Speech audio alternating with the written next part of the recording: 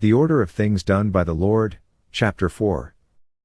Now the beast that we are talking about, that's coming on the earth in Revelation chapter 13 verse 11, and he had 2 horns like a lamb and spoke like a dragon. This is Satan's second son, Judas Iscariot, who betrayed Jesus and killed himself. Now there are 3 parts to every person, there's the body, and the soul, and the spirit. Now when Judas killed himself, his body went to the ground, his soul went to the bottomless pit, and his spirit is now in the earth today known as the spirit of the Antichrist. That's found in Ephesians chapter 2 verse 2, which says, in which you once walked according to the course of this world, according to the prince of the power of the air, the spirit who now works in the sons of disobedience. Now, since he is the prince of the power of the air, otherwise known as the spirit of the Antichrist. When Satan is given a key to the bottomless pit, he lets Judas out.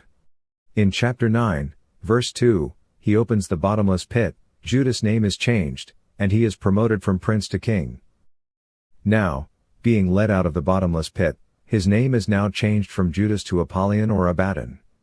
And he is king over the locust that also came out of the bottomless pit when Satan opened it. Now, he is allowed to continue for the second half of 42 months. According to Revelation chapter 13 verse 13, he performs great signs, so that he even makes fire come down from heaven on the earth in the sight of men. Verse 14 says, and he deceives those who dwell on the earth by those signs which he was granted to do in the sight of the beast, telling those who dwell on the earth to make an image of the beast who was wounded by the sword and lived. Verse 15 says, he was granted power to give breath to the image of the beast, that the image of the beast should both speak and cause as many as would not worship the image of the beast to be killed.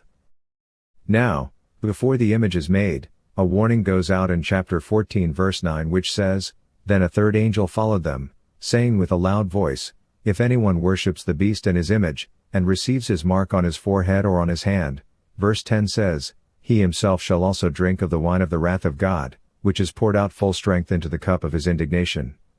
He shall be tormented with fire and brimstone in the presence of the holy angels and in the presence of the Lamb. So, no one is without excuse who worships his image. Verse 11 says, and the smoke of their torment ascends forever and ever, and they have no rest day or night, who worship the beast and his image, and whoever receives the mark of his name. During the second 42 months, the beast from the bottomless pit persecutes the saints according to verses 12 and 13, which says, here is the patience of the saints, here are those who keep the commandments of God and the faith of Jesus. And verse 13 says, then I heard a voice from heaven saying to me, write, blessed are the dead who die in the Lord from now on. Yes, says the Spirit, that they may rest from their labors, and their works follow them.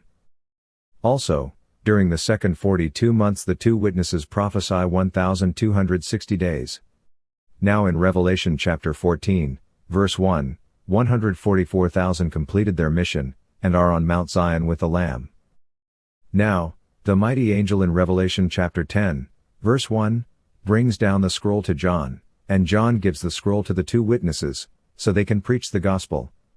For a witness to all people.